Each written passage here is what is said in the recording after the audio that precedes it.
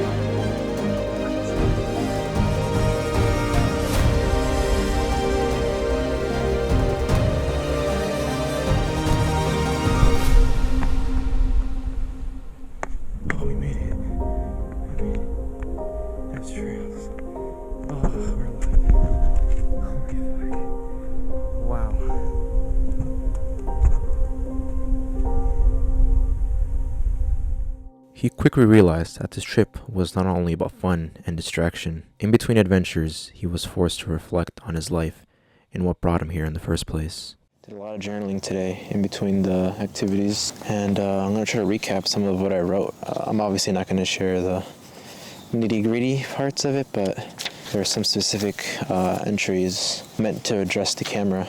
So why did I come out here?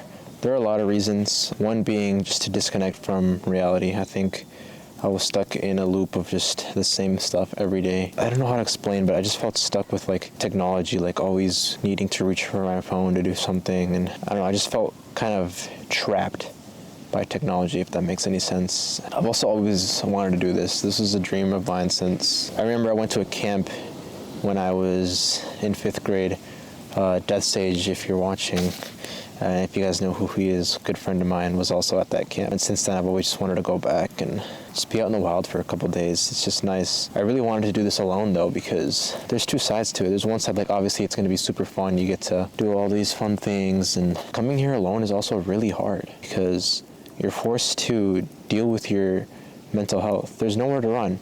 Especially the way that I've done it, where I've kept my phone locked up. There's no distractions, there's nowhere to run, and I'm forced to deal with my issues head on. And I feel like that's what I did today. I sat for, I think it was about 2 hours, and just really got down to what I needed to deal with, and I think I made a lot of progress today.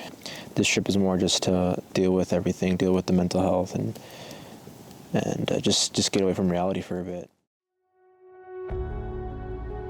After some deep self-reflection, it was time to get back to the adventure.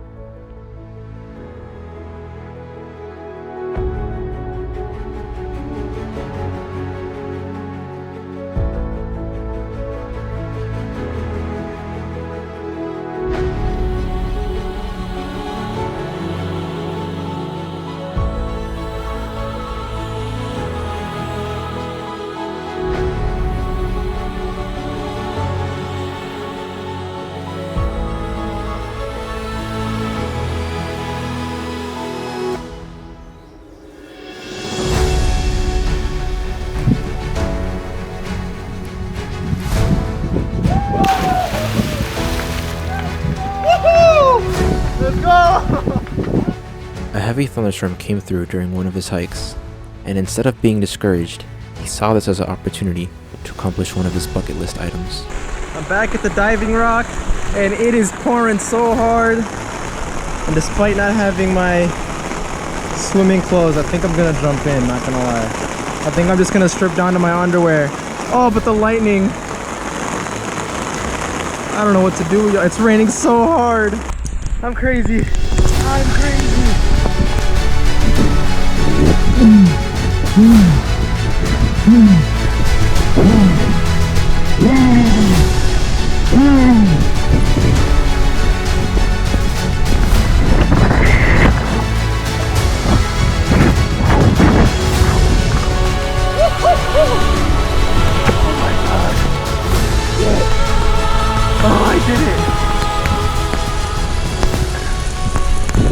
Lifelong dream of swimming in the rain come true.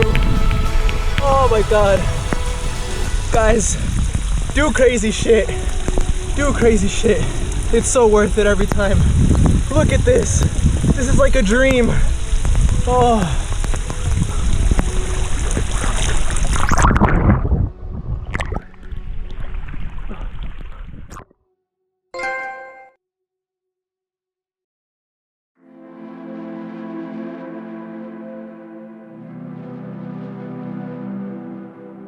On the final day, with an incredible view of the lake, here are his final reflection of the trip. I'm not leaving this place a new man. I'm still the same damaged me, but I'm leaving here with the tools necessary to begin to repair some of that damage. I've accepted that no matter how hard I try, my wounds will still leave behind a scar. And that's just a part of life. I didn't come out here to run away from my problems, but to deal with them head on. I have a newfound respect for myself, for the way that I deal with my issues. I had lost that respect recently, and that's okay. The important thing is that I tried to fix it right away, rather than letting it get worse, like the old me would have. I like this version of me. I'm finally doing what I said I wanted to do for years. I'm creating content consistently, and I'm enjoying every step of the way. I'm challenging myself physically with a sport that I love. I'm taking care of myself mentally in healthy ways. I'm curious to learn new things, and soon I will embark on my next adventure at the International Stunt School in Seattle, taking the first steps towards my dream career. I truly do love myself, and it's taken 22 years and 11 months to get to this point. There is still so much that I need to work on. I would love to be more social and make more friends. I would love to build a stronger bond with my siblings, but I am confident that I am capable of accomplishing those things. The journey to self-love is incredibly difficult. It forces you to face your darkest of inner demons. You must find forgiveness for your past mistakes. Understand that you are special because you are you, and no one else can say that.